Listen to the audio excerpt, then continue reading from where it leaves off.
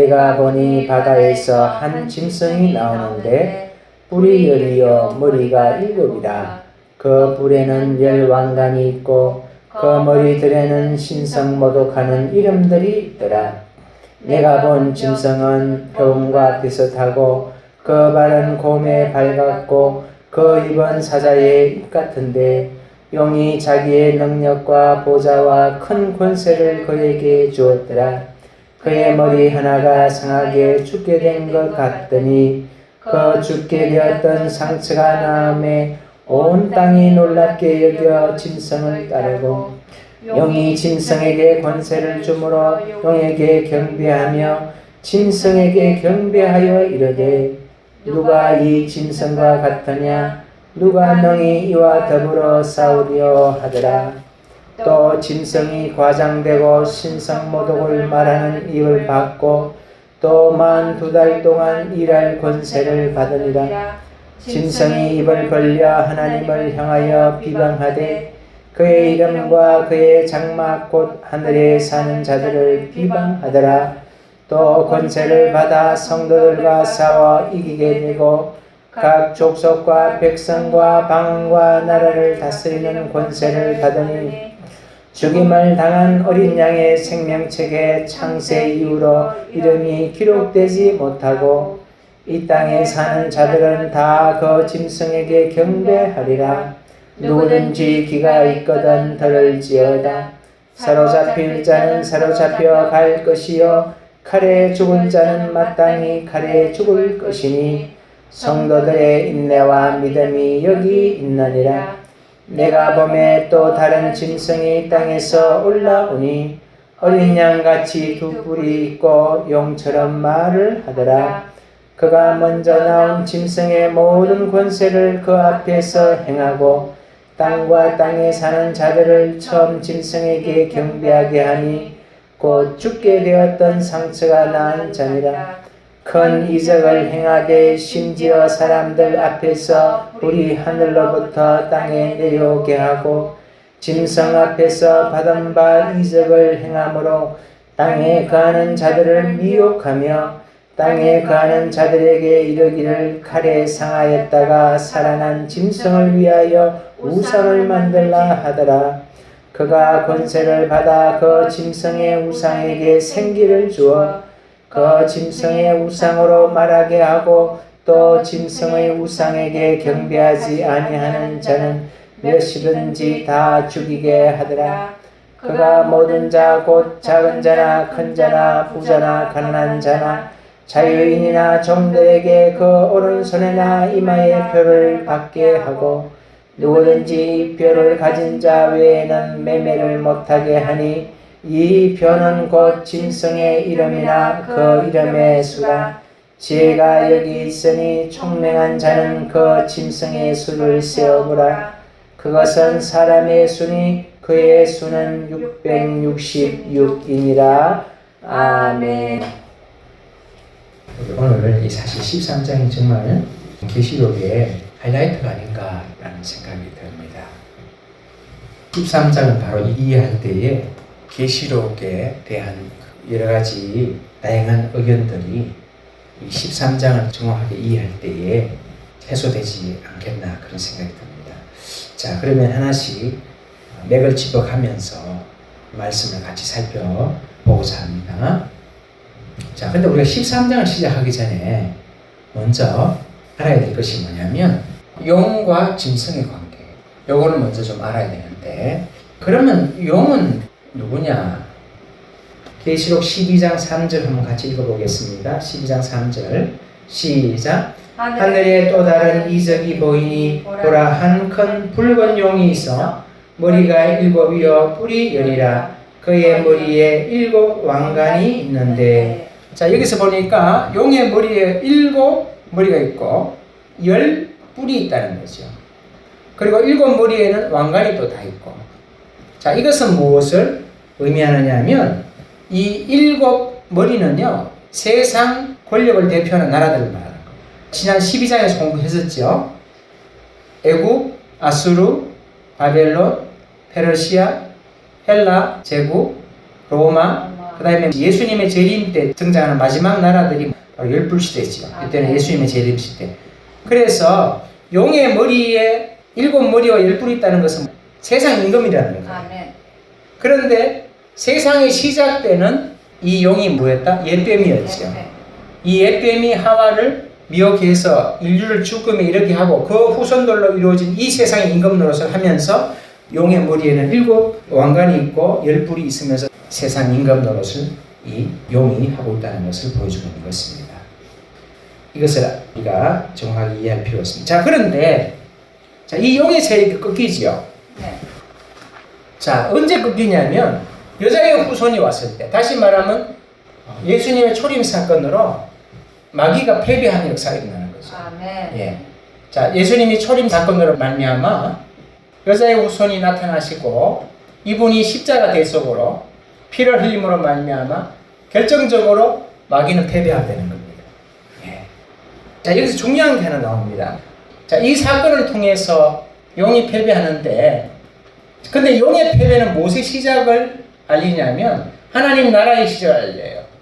이것이 중요한 개념입니다. 왜 그러냐면 이 하나님의 나라라는 것은 뭐냐면 골로새서 1장 13절에 있는 것처럼 흑암의 권세에서 사랑의 아들의 나라 이리로 옮겨지는 것이 바로 하나님 나라의 시작입니다.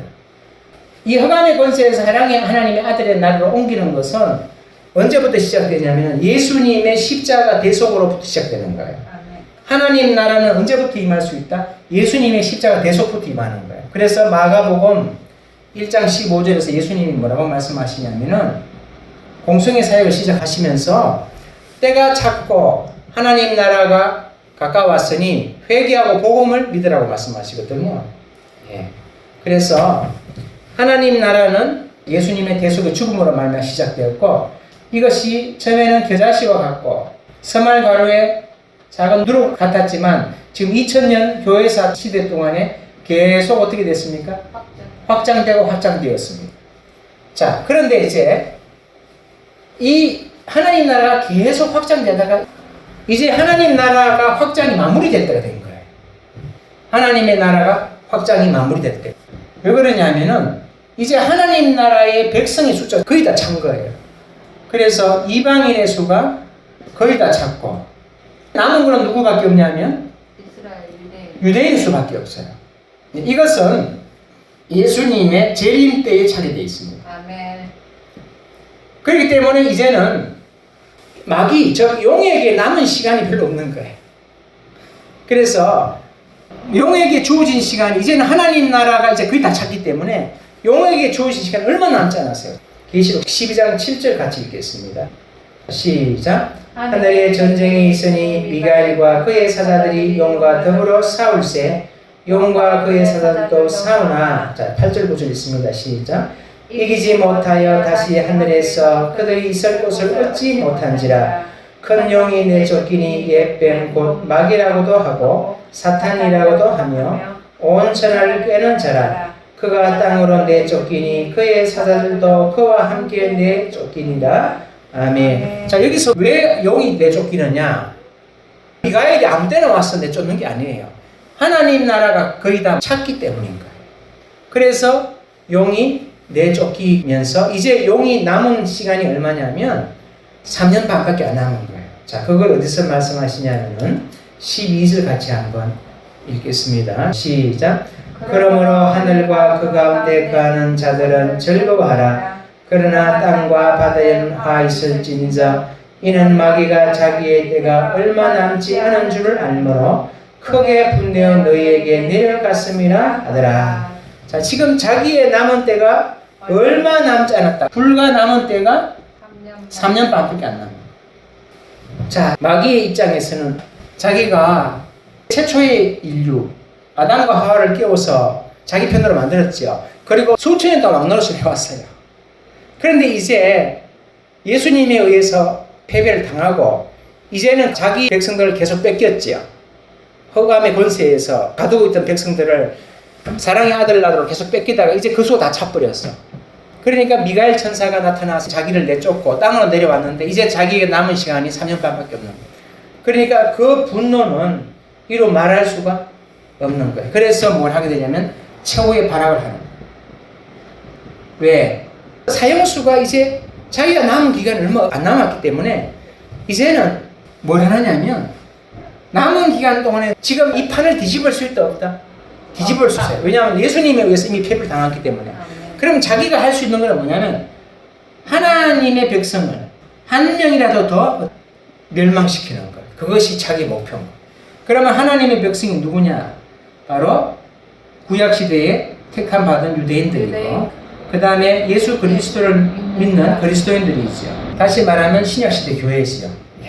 그래서 이제 3년 반 동안은 최선을 다해서 자기의 모든 힘까지 다 쏟아서 이들을 분쇄시키는 것. 이것이 자기 최종 목표예요.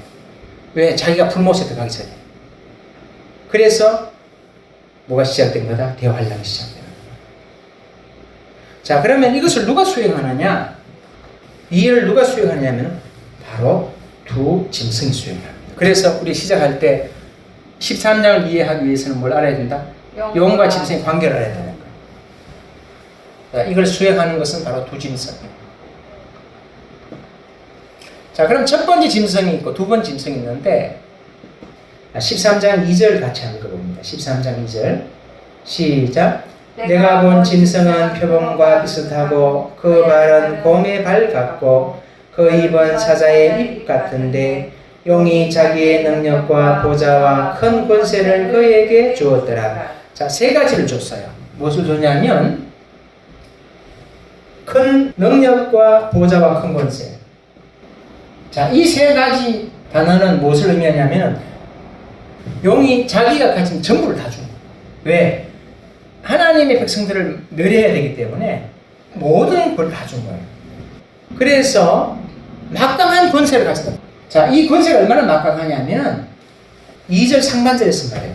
자, 여기 세 가지 짐승이 나오죠. 네. 표범, 곰, 사자. 이 세 가지 짐승은 다니엘서에서 나오는 세 가지 제국을 말하죠.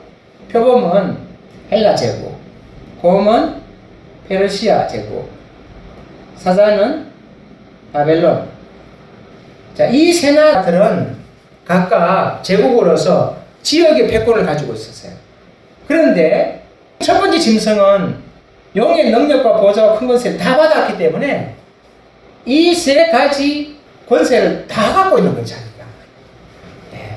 그래서 한 지역을 통치하는 것이 아니라 전 세계를 통치하는 거예요. 어떻게 이렇게 할 수 있느냐? 지금까지 이 세상에서 전 세계를 통치하는 제국은 없었어요. 그런데 전 세계를 통치하는 권력을 누가 가지느냐? 바로 첫 번째 짐승이 가지는 거예요. 네, 그래서 그것을 7절에서 말하고 있습니다. 13장 7절 한번 읽어보겠습니다. 시작. 또 권세를 받아 성도들과 싸워 이기게 되고 각 족속과 백성과 방언과 나라를 다스리는 권세를 받으니. 자, 여기서 보니까 족속, 백성, 방언, 나라, 이것은 전 세계를 말합니다. 여기서 벗어나는 곳은 아무 데도 없어요. 그래서 이 짐승의 시대에는 전 세계를 통치하는 시대가 되는 거예요. 자, 그럼 이 첫 번째 짐승이 하는 일은 뭐냐? 당연히 무슨 일을 하냐면은 용과 똑같은 일을 해요. 용과 똑같은 일. 그럼 용이 무슨 일을 했느냐? 용의 이름에서 암시하죠. 자, 용은 옛뱀이고 거짓말쟁이고 그 다음에 사탄이라고 하고, 사탄이라는 말은 하나님을 대적한다는 말이고요. 하나님의 대적 원수고, 마귀는 비방 고소거든요. 똑같은 일을 해요. 6절 한번 봅니다. 자, 같이 읽습니다. 시작. 짐승이 입을 벌려 하나님을 향하여 비방하되 그의 이름과 그의 장막 곧 하늘에 사는 자들을 비방하더라. 자, 여기서 먼저 하나님을 비방하고 그리고 하늘 성도들을 비방하는. 자, 하나님을 대적하는 것을 한번 볼까요? 자, 1절에 보면은 짐승의 모습이 나오는데 용의 모습과 똑같은데 이름이 있다고 그래요. 우리 1절 한번 읽어볼까요? 시작. 내가 보니 바다에서 한 짐승이 나오는데 뿔이 여리여 머리가 7이라 그 뿔에는 10왕관이 있고 그 머리들에는 신성모독하는 이름들이 있더라. 아멘. 자, 여기 보니까 맨 끝에 이름이 있는데 신성모독, 즉 누구를 모독한다? 하나님 모독한다. 하나님 대적하는. 똑같은 일을 하는 거예요. 5절 보세요. 또 짐승이 과장되고 신성모독을 말하는 입을 받고. 예. 하나님께서 똑같은 일을 해요. 자, 그 다음에 두 번째 하는 일은 뭐냐면 성도를 박해하는 일을 합니다. 자, 7절 상반절에 보니까 또 권세를 받아 성도들과 싸워 이기게 되고, 자, 성도들과 싸워서 이기게 된다는 것이요. 성도들과 싸워 이긴다는 것은 뭐냐면 박해한다는 거예요. 계시록의 구약의 짝은 다니엘서입니다. 자, 다니엘서 7장 한번 가보겠습니다. 7장 21절입니다. 같이 읽습니다. 시작.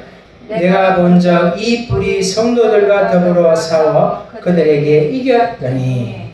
이게 뭐냐? 박해하는 것이죠. 계시록 13장 9절 10절에서 그 이야기를 하고 있어요. 우리 같이 한번 읽어볼까요? 시작. 누구든지 귀가 있거든 들을지어다. 사로잡힐 자는 사로잡혀 갈 것이요 칼에 죽을 자는 마땅히 칼에 죽을 것이니 성도들의 인내와 믿음이 여기 있나니라. 누구든지 귀가 있거든 들을지니라. 이 말은 뭐냐면 반드시 그렇게 된다는 거예요. 이것은 반드시 그렇게 된다. 자, 그런데 박해가 어떤 박해냐면은 사로잡혀 가고 칼에 죽는다는 것이죠. 그런데 여기에 뭐가 있더라? 성도의 인내와 믿음이 여기 있더라 하지요. 그러면 인내는 뭐냐면 인내는 박해를 인내하는 거예요. 그 다음에 믿음은 뭐냐면 이 박해 속에서도 변화는 된다 안 된다? 그래서 신실함과 하나님에 대한 충성심을 말합니다. 인내는 박해를 인내하는 거고 믿음은 그 믿음을 끝까지 지키는 것을 말하는 것입니다. 자, 그러면 둘째 짐승이 하는 일은 뭐냐? 1절부터 8절까지가 첫째 짐승이 하는 일이라면 11절부터 마지막까지는 둘째 짐승이 하는 일이에요. 자, 둘째 짐승은 뭐 하는 역할을 하느냐? 둘째 짐승은 첫째 짐승의 선지자 노릇하고 그 다음에 제사장 노릇을 해요. 그래서 12절, 13절, 14절에 보면 공통된 단어가 나와요. 행하고 나오고 큰 이적을 행하되, 그 다음 14절에 보니까 짐승 앞에서 받은 바 이적을 행함으로. 이 둘째 짐승은 뭐냐면 첫째 짐승의 하수인으로 이 땅에서 박해하는 역할을 맨 앞장서서 다 하는 거예요. 이게. 예. 자, 그런데 이 둘째 짐승의 모양을 이렇게 묘사하고 있습니다. 11절 같이 한번 읽어보겠습니다. 같이 읽습니다. 시작. 내가 봄에 또 다른 짐승이 땅에서 올라오니 어린 양같이 두 뿔이 있고 용처럼 말을 하더라. 자, 여기서 보니까 어린 양 같다는 말이 있어요. 우리 어린 양은 선하다는 거예요. 선하다. 다시 말하는 뭐다? 모양은 선한 모양을 띠고 있다. 광명의 천사의 모양을 띠고 있다. 그런데 무슨 짓을 하냐면은 완전히 용의 행동을 해요. 예. 11절 끝에 보니까 용처럼 말을 하더라. 왜 선한 모양으로 이런 일을 하느냐? 미혹을 해야 되거든요. 사람들의 마음을 얻어야 되거든요. 그래서 광명의 천사의 모습으로 나타나는 거예요. 자, 그러면 어떤 일을 하냐? 네 가지를 합니다. 자, 그런데 이 둘째 짐승은 첫째 짐승하고 달리 어디서 올라오냐면 11절에 보니까 땅에서 올라온 이렇게 되어 있죠. 네. 땅에서 올라온다는 말은 뭐냐면은 사람이라는 뜻이에요. 둘째 짐승은 바로 사람으로서 첫째 짐승을 위해서 선지자하고 제사장 노릇을 하는 사람이에요. 그래서 말세가 되면 첫째 짐승의 앞잡이 노릇을 하는 선한 외모를 가지고 지금 말씀드릴 네 가지 악한 일들을 할 둘째 짐승이 나타날 거예요. 그들이 누군지는 우리가 지켜봐야 되겠지만 우리가 어느 정도 짐작하는 대상들은 있지만 그때가 되면 구체적인 모습을 드러낼 거예요. 자, 그런데 한 가지 빠뜨린 게 있네요. 이게 둘째 짐승 땅에서 올라왔고요. 첫째 짐승은 어디서 올라왔느냐? 우리 1절 한번 볼까요? 내가 보니 바다에서 한 짐승이 나오는데, 자, 첫째 짐승은 바다에서 나왔어요. 바다에서 나왔다는 것은 뭐냐면 이거는 계시록 11장 7절을 봅니다. 여기에 보니까 짐승이 나와요. 제가 읽어봅니다. 그들이 그 정언을 마칠 때에 무적행으로부터 올라오는 짐승이 이렇게 되어 있죠. 이 짐승이 두 정인을 죽이게 되거든요. 자, 이 짐승이 바로 13장 1절에서 바다에서 나온 그 짐승을 말합니다. 두 번째 짐승은 사람이고 첫 번째 짐승은 바다에서 올라온다. 무정령에서 올라온다. 이건 사람이 아니고 뭐다? 영적인 존재예요. 영적인 존재로서 적그리스도에게 들어가서 후 3년 반에 자신이 신이라고 하면서 무자비한 박해를 가하게 되는 그런 역할을 하게 돼요. 자, 그렇다면 다시 돌아가서 두 번째 짐승이 하는 네 가지 일이 뭐냐? 그것을 한번 살펴보도록 하겠습니다. 첫째는 11절 끝에 보니까 용처럼 말을 하더라 이렇게 말합니다. 우리가 앞에서 살펴봤죠. 용이 하는 일이 뭡니까? 하나님을 대적하고 비방하는 거죠. 그러니까 하나님을 대적하고 성도를 대적하고 하나님을 비방하고 성도를 비방하는 거예요. 이것은 선지자 노릇을 하는 거죠. 입으로 이런 말을 내뱉는 거죠. 자, 두 번째는 뭐냐면은 권세를 행해요. 자, 우리 12절, 13절 한번 같이 읽어봅니다. 12절, 13절 시작. 그가 먼저 나온 짐승의 모든 권세를 그 앞에서 행하고 땅과 땅에 사는 자들을 처음 짐승에게 경배하게 하니 곧 죽게 되었던 상처가 난 자니라. 큰 이적을 행하되 심지어 사람들 앞에서 불이 하늘로부터 땅에 내려오게 하고. 자, 여기서 보니까 이적을 행한다고 하는데 어느 정도의 이적이냐면 하늘에서 불이 내려오고 이건 초자연적인 현상이죠. 근데 이렇게 할 수 있는 이유가 뭐냐면 짐승의 모든 권세를 자기가 받은 거예요. 자, 세 번째는 어떤 일을 하냐면 우상을 제작을 해요. 우상을 제작을 해서 사람들에게 첫 번째 짐승을 경배하라고 이야기해요.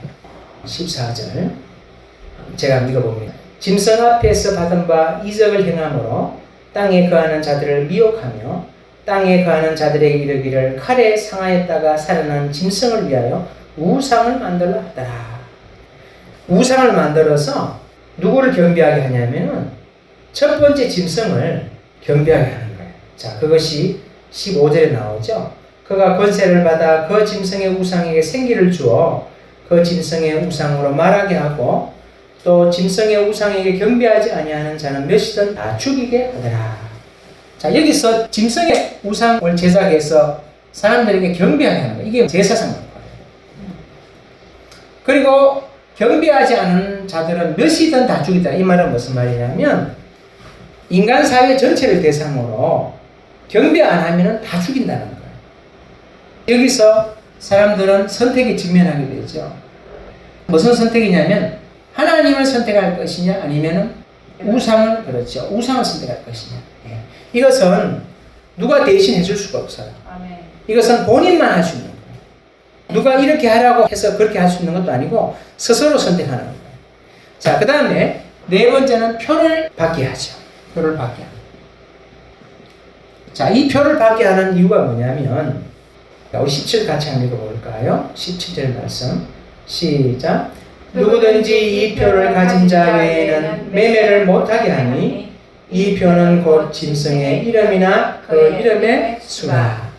이렇게 하는 이유가 뭐냐면 경제활동을 전혀 하지 못하게 하는 거예요. 여기 우상을 제작해서 경비하게 하는 종교적인 선택을 강요한 거라면 표를 받게 하는 것은 경제적인 생존을 선택하라. 박해를 아주 철저하게 하는 거예요. 그래서 정말 우상에게 경배하지 않으면 안 되도록 철저하게 박해를 합니다. 그런데 여기에는 누구도 예외가 없다고 말해요. 한번 볼까요? 16절 말씀 같이 한번 읽겠습니다. 시작. 그가 모든 자, 곧 작은 자나 큰 자나 부자나 가난한 자나 자유인이나 종들에게 그 오른손에나 이마에 표를 받게 하고. 자, 여기서 세 부류가 나옵니다. 작은 자나 큰 자, 부자나 가난한 자, 자유인이나 종들, 이 세 가지 부류 속에 포함되지 않은 인간은 없어요. 모든 인간 사회 전체가 이 안에 다 들어갑니다. 다시 말하면 우상을 숭배하는 것과 이 표를 받게 하는 것은 한 사람의 예외도 있을 수 없다. 그래서 이 두 가지 선택이 적용된다. 그런데 여기서 표는 단순한 경제 활동만을 말하는 게 아니고 이것은 문화, 교육, 사회 전반의 모든 서비스의 이용이 불가능하다는 거예요. 이제 모든 사람은 선택에 직면하게 돼요. 뭐냐면 정말 내가 하나님을 선택하고 이 모든 불이익을 생명까지도 포기할 것이냐 하는 거하고 아니면은 표도 받고 우상에 경배해서 내 생명을 유지를 하고 가정생활도 유지를 할 것이냐 이 모든 선택에 누구나 예외 없이 모든 사람이 직면하게 된다는 거예요. 다음 포인트입니다. 자, 이제 점점 중요한 내용으로 핵심으로 넘어가면서 이제 마무리를 하고 삽니다. 자, 그러면 누가 어떤 선택을 할 것이냐는 거지. 자, 누가 어떤 선택을 할 그것도 성경에서 말해주고 있어요. 13장에 있어요. 13장 8절 같이 읽습니다. 시작. 죽임을 당한 어린 양의 생명책에 창세 이후로 이름이 기록되지 못하고 이 땅에 사는 자들은 다 그 짐승에게 경배하리라. 자, 여기서 말씀해주고 있어요. 어린 양의 생명책에 기록된 자, 생명책에 기록된 자가 있는 반면에 생명책에 기록되지 않은 자들이 있다는 거예요. 자, 그런데 여기서 선택에 대해서 설명해 주시죠. 이 표를 받고 경배하는 자는 누구다?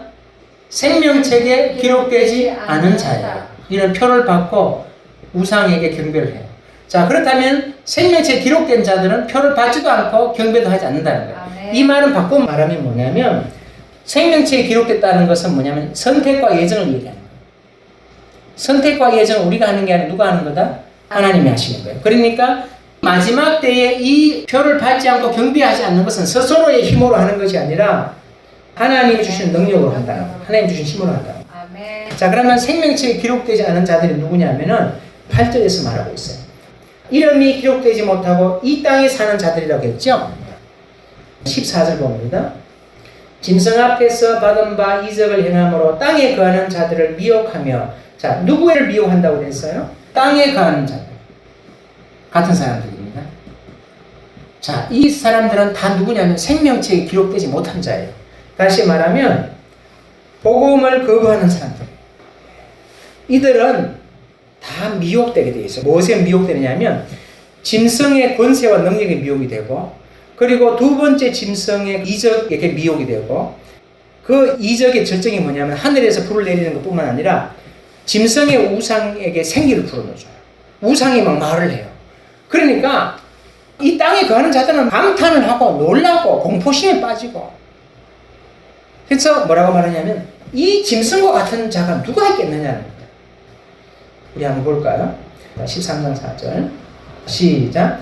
용이 짐승에게 권세를 주므로 용에게 경배하며 짐승에게 경배하여 이르되 누가 이 짐승과 같으냐 누가 능히 이와 더불어 싸우리요 하더라.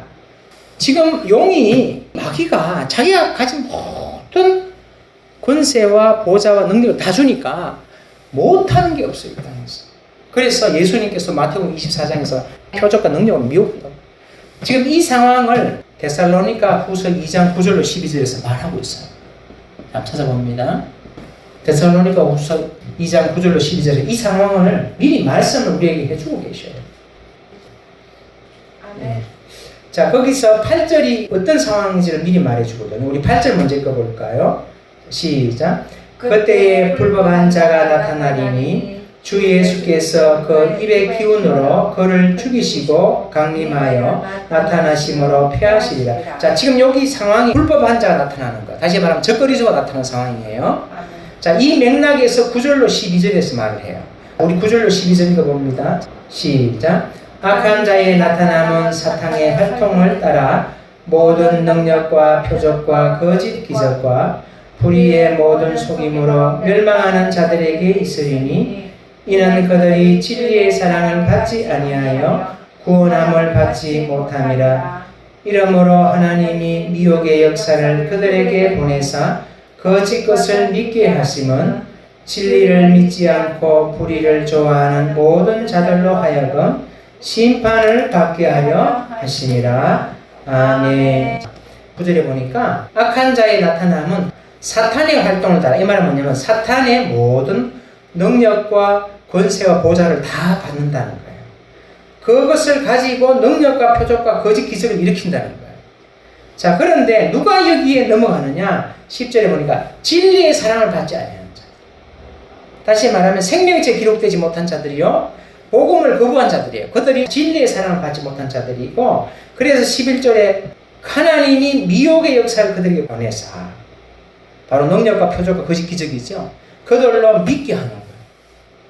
그래서 12절에 진리를 믿지 않고 불의를 좋아하는 모든 자들로 하여금 심판을 받게 하려 하시니라. 사도 바울이 이 13장에서의 상황을 지금 미리 이야기하시는 거예요. 사실 우리가 13장을 읽을 때에 정신이 번쩍 들죠. 왜냐하면 이게 후 3년 반에 이러한 일들이 일어나고, 그럼 나도 예외가 되지 않는구나. 그러면 이제 걱정이 슬슬 되기 시작하잖아요. 그런데 성경에서는 뭐라고 하시냐면 네 힘으로 되는 것이 아니라니. 생명책에 기록된 자, 다시 말하면 복음을 영접하고 예수 그리스도를 믿은 자는 하나님께서 그렇게 하게 해주신다는 거예요. 그렇지 않은 자들은, 땅이 가난한 자들은 표적과 기사와 이런 것에 미혹이 돼가지고 그들은 거짓 역사를 믿게 하신다고 분명히 말씀하고 있습니다. 이제 두 가지 포인트를 마치겠습니다. 첫째는, 그러면 짐승의 표가 숫자로는 뭐냐면 666이에요. 자, 이것이 뭐냐는 거죠. 자, 그것을 우리 본문에서 말씀해 주고 있습니다. 자, 17절에 보니까 이렇게 되어 있습니다. 누구든지 이 표를 가진 자 외에는 매매를 못하게 하니 이 표는 곧 짐승의 이름이나 그 이름의 수라. 헬라어 알파벳은 각각 숫자가 있어요. 그래서 좀 재밌는 것이 뭐냐면, 이름을 뭐로 표시할 수 있다? 숫자로. 예, 숫자. 그래서 네로 황제를 숫자로 표시하면 뭐냐면 666이에요. 나는 홍길동을 좋아한다, 이렇게 말할 수도 있지만, 이게 만약 헬라어라면 이렇게 말할 수 있어요. 나는 365를 좋아한다, 이렇게 말할 수 있어요. 예를 들면 여기서 이렇게 말하죠. 짐승의 이름 해놓고 그 다음에 그 이름의 수라 하죠. 이거는 같은 말이에요. 이름은 곧 뭐로 표시할 수 있기 때문에, 숫자로 표시할 수 있기 때문에 짐승의 이름은 그 이름의 수다, 같은 말이에요. 그렇게 하면 도대체 666이라는 이 의미는 뭐냐는 거예요. 자, 이거를 한번 같이 해볼 텐데, 이걸 이해하기 위해서는 유대인의 수비학 6과 7의 의미를 알아요. 자, 6은 아시는 대로 이거는 사람의 수죠. 인간의 수고. 완전할까요? 불완전할까요? 이거는 불완전합니다. 실패를 의미합니다. 자, 반면에 7은 완전과 충만한 수예요. 자, 이 세상에 완전하고 충만한 게 있습니까? 없습니다. 이거는 누구의 수다? 하나님의 수예요. 예. 근데 하나님은 삼위일체지요. 그래서 성부 하나님, 성자 하나님, 성령 하나님 계셔요. 성부 하나님은 구원의 역사를 계획하시고 성취하셨죠. 그 다음에 성자 예수님은 이 땅에 오셔가지고 십자가에 죽었다가 다시 살아나시고 성천하셨죠. 그 다음에 성령님은 이 예수님의 피를 사람에게 적용시키죠.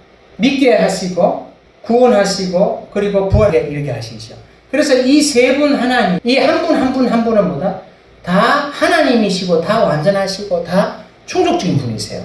그래서 이 세 분을 숫자로 표현해 볼까요? 777이에요. 하나님. 자, 그런데 마귀는 그 밑에 누가 있냐면 첫 번째 짐승이 있죠. 두 번째 짐승이 있습니다. 영은 권자가 있죠. 자기의 보좌가 있죠. 능력이 있죠. 자, 누구랑 비슷합니까? 성부 하나님이랑 비슷해요. 짝퉁이에요.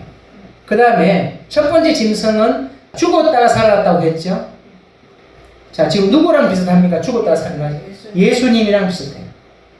그 다음에 두 번째 짐승은 첫 번째 짐승의 능력을 가지고 자기가 선지자 노릇하고 자기가 제사장 노릇하면서 모든 일을 다 대행하죠. 이 땅에서 이 구속사에 이걸 이끌어 가시는 분이 성령님이지요. 바로 누구다? 두 번째 짐승이 그 일을 하고 있는 거지. 자기가 시행하는 거지. 그런데 이 세 존재는 완전합니까? 불완전합니까? 불완전합니다. 그런데 하나님을 모방하죠. 그리고 하나님과 비기려고 하죠. 그런데 성공할 수 있다 없다? 못하는 거예요. 이 세 존재를 숫자로 표현하면 뭐가 된다? 666이 되는 거예요. 에스겔서에 보면은 이 마귀는 원래 하나님께 지원받은 천사의 최상위 그룹이었어요. 그런데 타락하죠. 하나님과 말하려고 하다가 비기려고 하다가. 그래서 타락해서 삼천천에서 쫓겨나서 공중권세자가 되는데, 그런데 자기의 뜻을 여전히 이루기 위해서 하나님이 가장 사랑하시는 존재 인간을 자기의 목적을 이루기 위해서 수단으로 삼아요. 그래서 최초의 수단이 누구였다? 아담과 하와야죠. 최초의 인간을 타락을 시켜서 모든 그의 후손들을 자기의 종으로 삼아서, 노예로 삼아서 자기가 왕노릇 한 거예요. 자, 이것이 성공할 수 있느냐는 거예요. 완전한 하나님을, 충만하신 하나님을 비기려고 하고, 그리고 하와를 제물로 삼아서 그 모든 후손들을 포로로 삼아서 왕노릇 하려고 하는 이 시도가 성공할 수 있느냐는 거죠. 성공하지 못하는 것이죠. 왜? 예수 그리스도가 여자의 후손을 오시고, 그리고 하나님 나라가 시작돼서 이제는 겨자씨와 누룩과 같이 그 하나님 나라가 완전히 다 찼고, 마지막 때 예수님께서 재림하심으로 말미암아 이제 용은 실패할 수밖에 없고, 바로 그것을 숫자로 나타내면 뭐가 된다? 완전히 절대로 이룰 수 없는 6이고, 그리고 그의 하수인인 첫 번째 짐승과 두 번째 짐승까지 다 합치면 뭐가 된다? 666이다.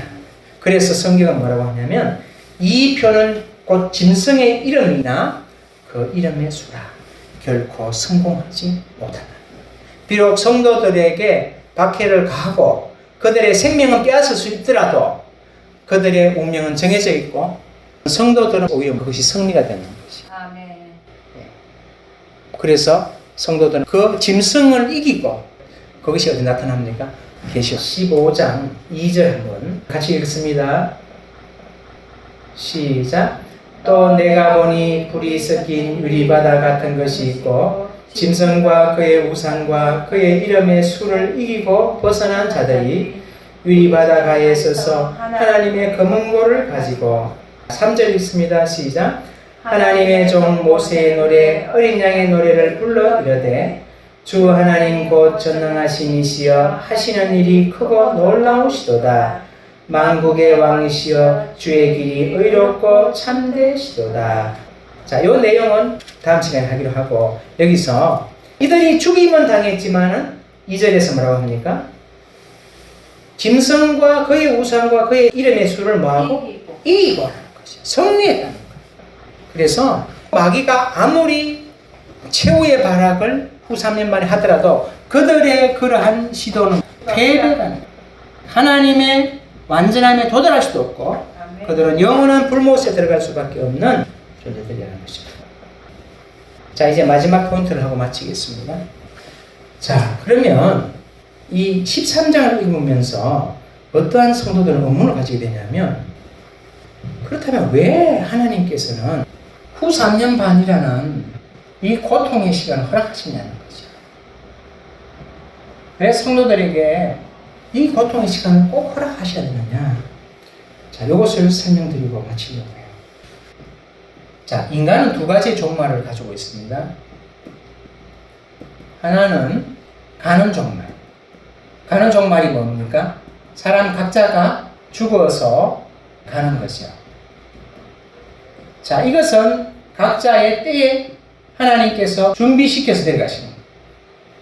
그래서 우연히 사고로 병으로 죽는 것 같지만 하나님의 백성 다 타이밍을 하나님께서 맞추셔서 데려가시는 거예요. 아멘.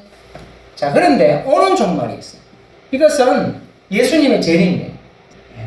이것은 모든 인류가 동시에 경험하게 되는 거죠. 동시에 찾아오는 거죠. 모든 인류.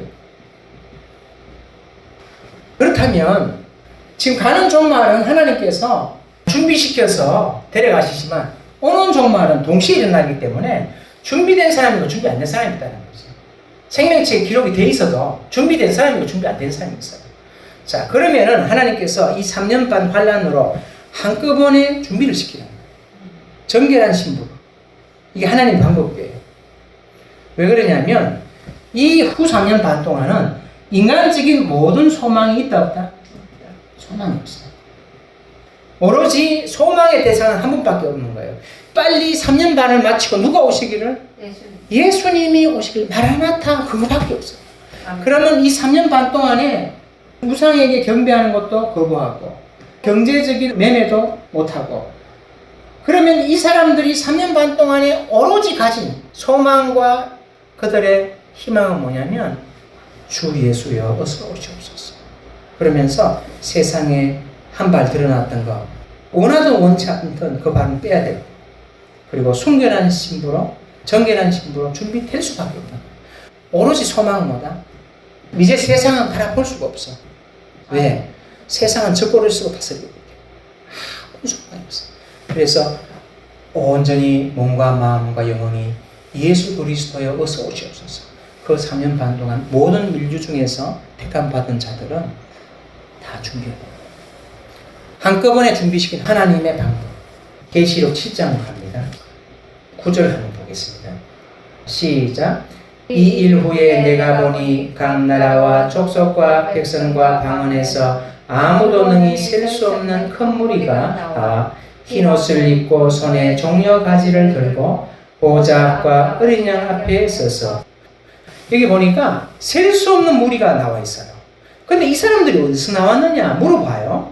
물어보니까 뭐라고 하냐면 13절에 장로 중 하나가 응답하여 나에게 이르되 이 흰 옷 입은 자들이 누구며 어디서 왔느냐 하니까 14절에 내가 말하기를 내 주여 당신이 아시나이다 하니 같이 있습니다. 그가부터 시작. 그가 나에게 이르되 이는 큰 환난에서 나오는 자들인데 어린 양의 피에 그 옷을 씻어 희게 하였느니라. 아멘. 이제 앞뒤가 맞지요. 아멘.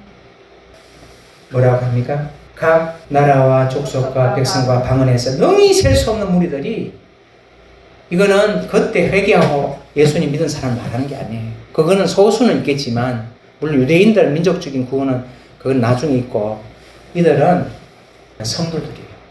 그런데 이들이 후 3년 반을 거치고 흰 옷을 입고 다 정결한 신부가 된 거죠. 되어서 손에 종려나무를 들었다는 것은 우리 7장에서 승리했다는 거예요. 종려는 승리를 있다고 그랬죠. 찬양을 나타내는. 그러면서 이들이 어린 양의 피에 그 옷을 씻어 희게 하였느니라. 자, 이제 마무리하겠습니다. 계시록 23장 저는 어떻게 생각했냐면 계시록 전체의 핵심이요. 그리고 이 성경 전체에 어떻게 보면 핵심이 왜 그러냐? 여기에는 보면 창세기에서 인간이 왜 타락을 했느냐? 그 원인이 뭐냐면 옛뱀이고 그 옛뱀이 세상 임금나라 즉 영으로서 머리에 7머리에 10뿔에 7왕관을 쓰고 세상의 왕노릇을 하다가 하나님을 대적하고 비기려 했고 인간을 수단으로 삼아 자기가 왕으로 살았지만은 수천 년 동안 그러나 그의 시도는 실패할 수밖에 없다. 그것을 바로 하나님께서는 그의 이름이 가진 뭐로 알려주신다? 숫자로 우리에게 알려주시죠. 너희들은 무엇이다? 777이 될 수 없고 너희들은 666이 될 수밖에 없다. 그 숫자 속에 담긴 하나님의 엄중한 심판이 바로 숫자 속에 담겨있다는 것이죠. 놀랍지 않습니까? 그래서 이 계시록 13장은 어떻게 보면 성경 전체를 개관하는 것이요. 계시록의 가장 핵심이요. 바로 인류의 비밀이 어떻게 보면 이 안에 들어있다 할 수 있습니다. 우리가 이것을 통해서 과연 그때를 내가 감당할 수 있을까 이런 염려가 되기도 하지만 그러나 분명히 생명책에 기록된 자는 할 수 있다. 생명책 기록은 내 힘으로 된 것이 아니기 때문에 다시 말하면 내가 내 힘으로가 아니라 주님이 주신 힘으로 감당할 수 있다는 것이지. 우리가 오늘 이 13장을 통해서 이런 귀한 진리들을 깨닫게 되면서 이것을 우리에게 알게 하신 하나님께 감사를 돌립니다.